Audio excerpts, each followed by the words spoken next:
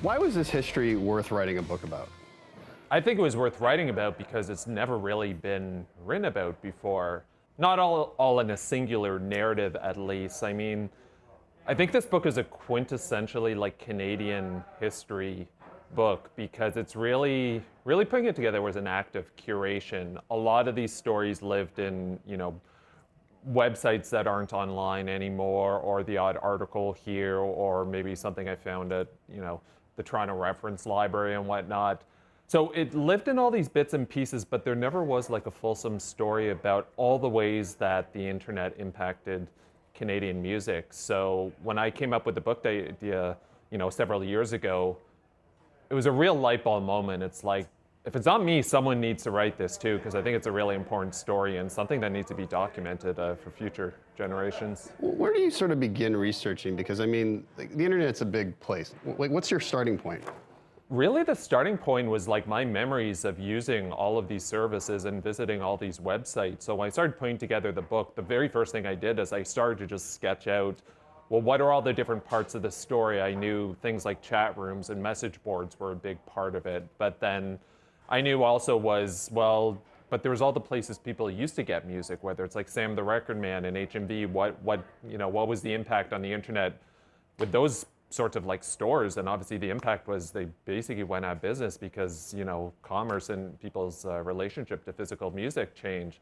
And yeah, like blogs were a big part of this story. Obviously here in Canada, Much Music and CBC and all the different like media organizations were a big part of it. But then there was also a big part of the book too, is there were all these like Canadian music startups that really seemed like they've been lost to history. So names like Pure Tracks, which was the Canadian version of iTunes. I mean, you could call it that. It was more than that. There was stuff like Maple Music, which was a really interesting like hybrid like e-commerce / label, but they did merchandise.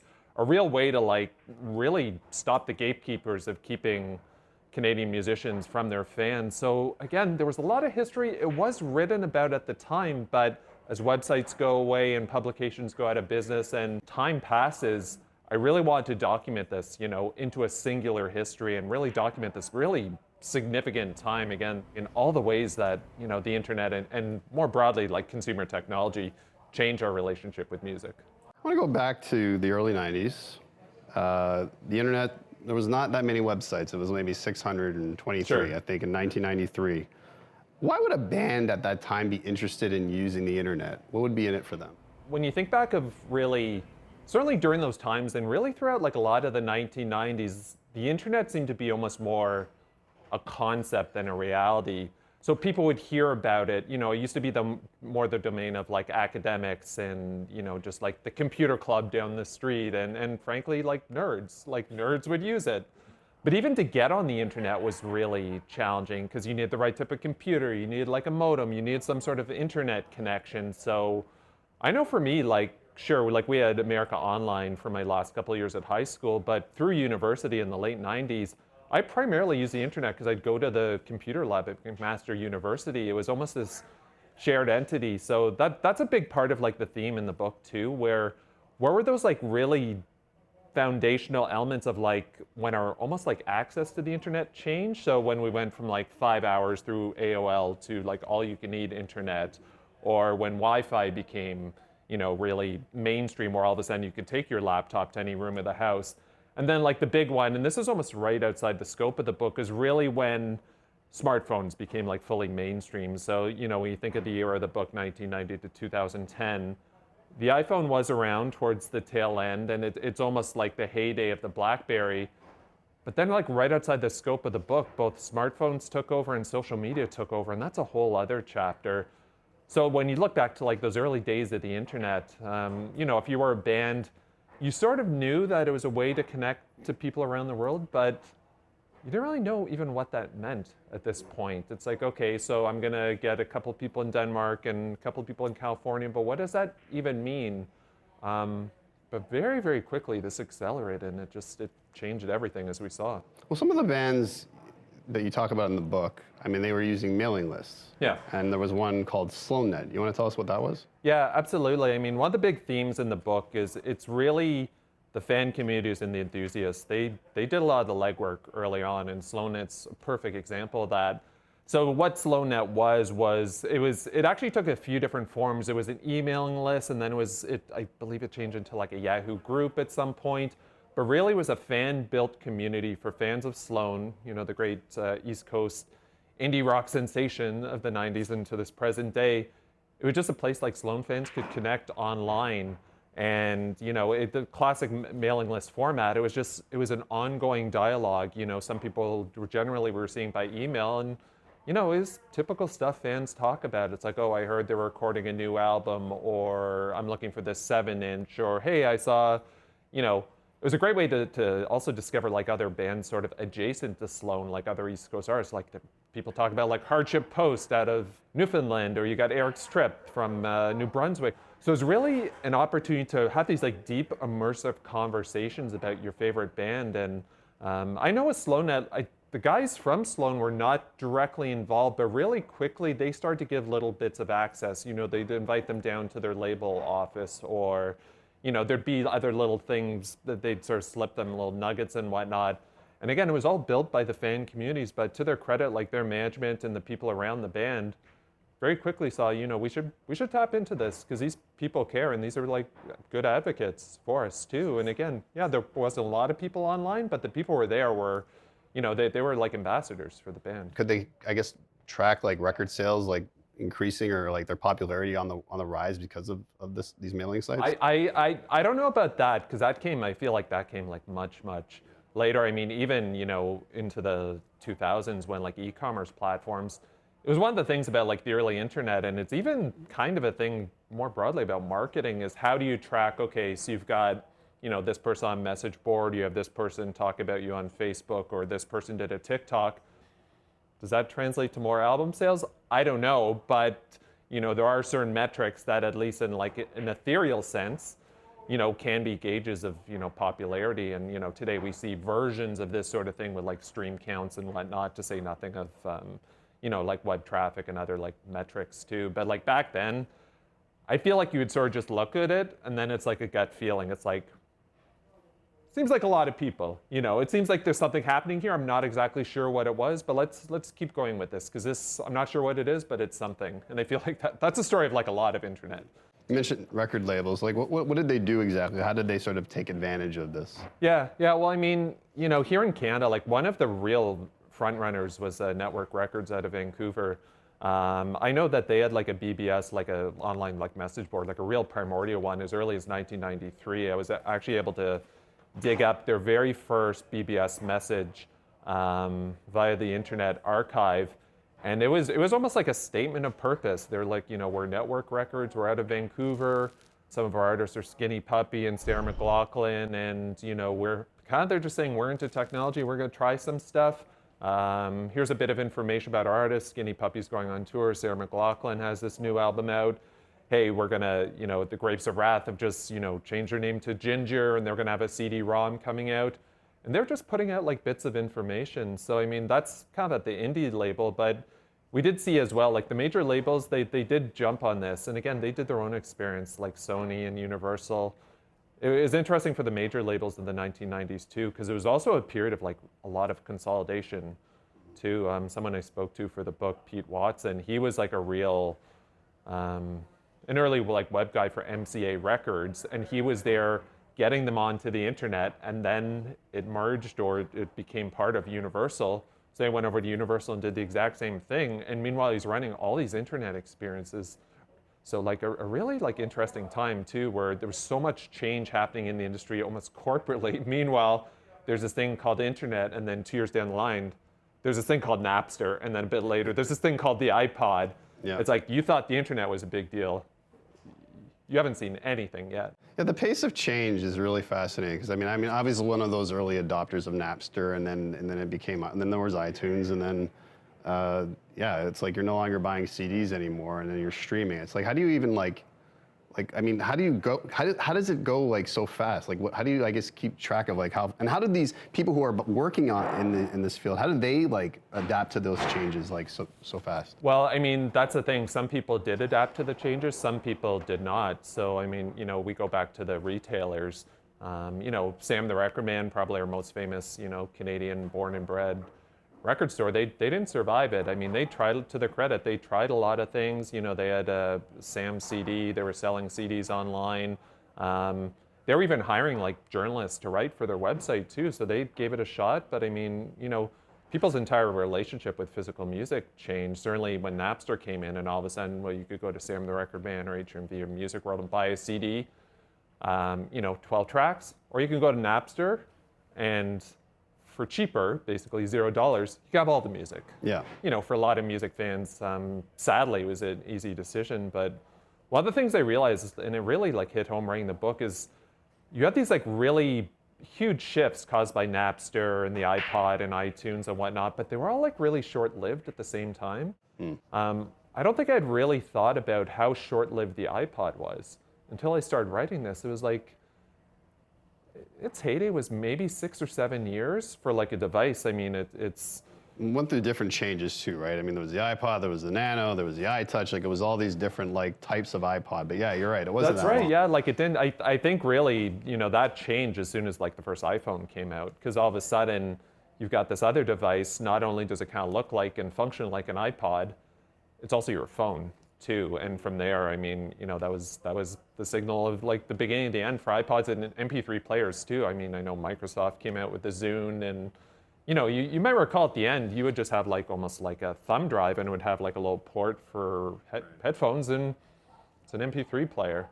But and also, I guess people's habits, or at least their connection to music, kind of changed too, right? Because I think there was like a real sense of like ownership. You wanted to own the songs, like first on an album form, and then like downloading it. But now it's just streaming, and you don't have to actually own the song anymore. I find that change to be interesting as well. Like, what do you think of that? Yeah, absolutely. And I mean, call it the MP3 era. And again, this is a time of iTunes and MP3 blogs and blog aggregators like, you know, Hype Machine, and then the influence machine of, you know, Pitchfork Media and whatnot. It was an interesting middle ground because MP3s still technically were something you owned. They couldn't hold in your hand like you would a CD, but they lived on your hard drive. You know, you would buy them on iTunes, or you would perhaps sample a few from Napster. I think statute of limitations is off on that. You admitted that you used it too. Or, you know, it was one of the great things about MP3 blogs, and some of them were like made in Canada too, like Chrome Waves and Said the Gramophone. You know, you get a few MP3s here, but they all live on your hard drive, and then, you know, you're curating in iTunes. So it's still, there's still a sense of ownership, because either I paid for this or I made the effort to get it, perhaps through some other means. And now, like, a lot of people don't own any music, you know, even if they had CDs and records and cassettes, perhaps they've like gotten rid of those because it's all on Spotify now. So, you know, what does that say for our relationship with music? I mean, to me, and again, as someone who's been, you know, been through like all these different changes, to me it seems a lot more fleeting.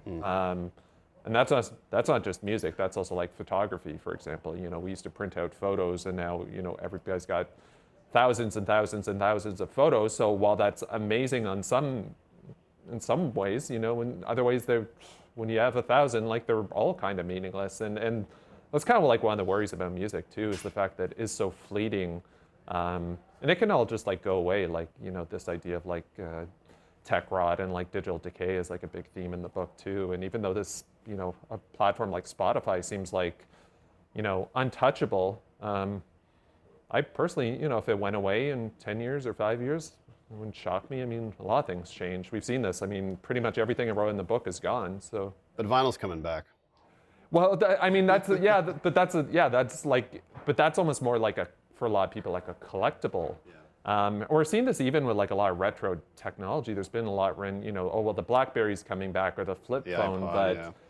I think it's almost more like a symbol, or like almost like a false icon of something, rather than something that's like utility, because it's just, it doesn't like function with, you know, the way the internet works. It's, you know, I think there's an aesthetic value and there's a nostalgia value, but, you know, the pace of technological change just does not stop. And like a lot of the technology, even though this doesn't seem that long ago, a lot of what's in the book, I mean, this could have been, for all intents and purposes, like a century ago, given how much has changed even since I wrote the book. You mentioned Chrome Waves. This was a music blog, right? Yes. That seemed like the way, if you were a young person in the mid-aughts, to get your voice out there. I had one with some friends. The Dashing Fellows, I'm going to shout them out.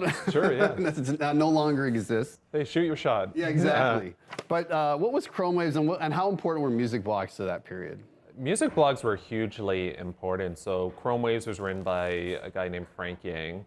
It was generally a one-person operation. It was all Frank, and he was just a music fan who enjoyed writing. He enjoyed going to shows. He enjoyed photography. He's like, I'm going to put this all online. And speaking to Frank for the book, one of the best things I found really interesting, talked to him, at what point did like blogs become on like an even footing with, traditional media outlets? So like at what point did he start getting sent music to review, or at what point did he start getting access to, press passes or, something in the photo pit so he could take photos and whatnot? And it did happen pretty quickly where all of a sudden, he told stories and some of the other bloggers, they're getting flown on junkets, or, Frank was down at like Lollapalooza in Chicago, or he'd go down to South by Southwest in Austin.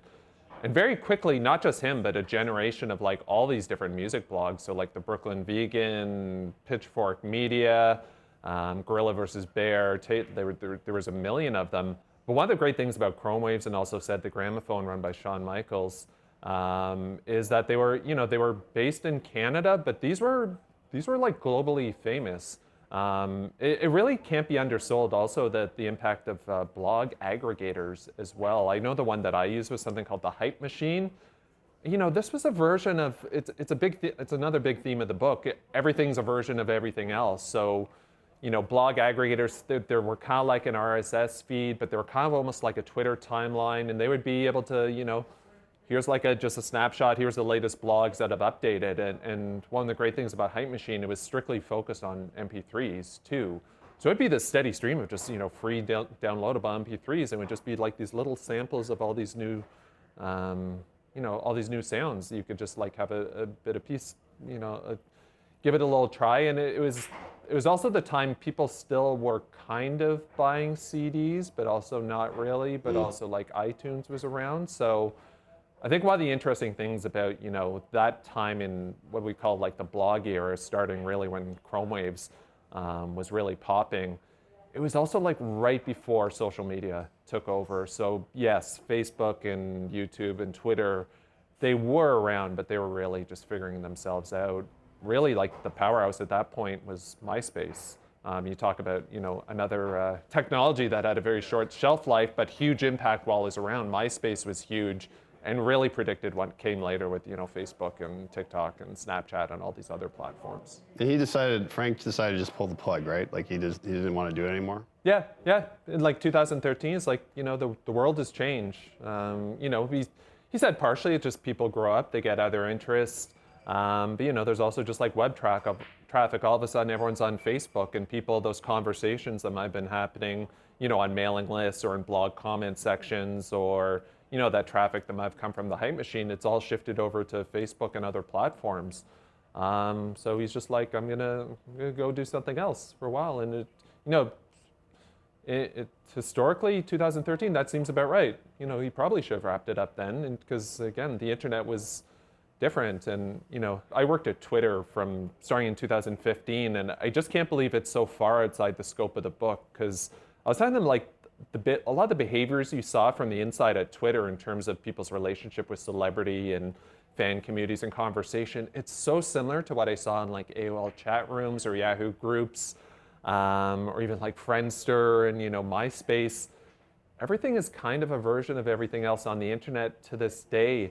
But again, like so much can change in a few short years, and the platforms that seem, untouchable one day are gone the next. Actually, yeah, I mean, something I picked up in the book was like, and we haven't talked about much music, but I mean, a lot of those kind of personalities, the VJs, we see it, like you mentioned in the book, they kind of are now YouTube. They just kind of migrated like that. I thought that was really interesting, like that kind of, how that happened. Yeah, and Much Music is an interesting one because, the whole Chum empire, whether it's Much Music or The New Music or City TV or Fashion Television, like take your pick, all the Moses Znaimer properties, they were so ahead of the curve in terms of, how media was changing, and to their credit, they did a lot of things on the internet, but at the same time, they were part of the legacy media. They had a lot of infrastructure, they had studios, they had they had a lot of staff, they had administrative staff, and That's one of the challenges with like all things to do with the internet. So, okay, it's here. You've got all this infrastructure of like, you know, the world before. Meanwhile, there's someone in their bedroom or someone in their computer room. They can kind of do the same thing on the internet through one machine to what you can do with this entire office building. And at some point, you know, it just becomes like an economy of scale. And that's why, you know, we saw the ascent of all these other companies, Amazon and Google and Facebook, and take your pick too. So like it's not surprising it changed. It's just a matter of which kind of companies could adapt and which couldn't. And there were a lot, you know, they tried, but they could not adapt because they were too much stuck in that old world. We have to wrap up our conversation, but I guess as we're in this new era now of artificial intelligence, AI, and it's sort of disrupting the internet, music industry, what have you. I don't know if you make predictions, but do you have a sense of as to where this is going?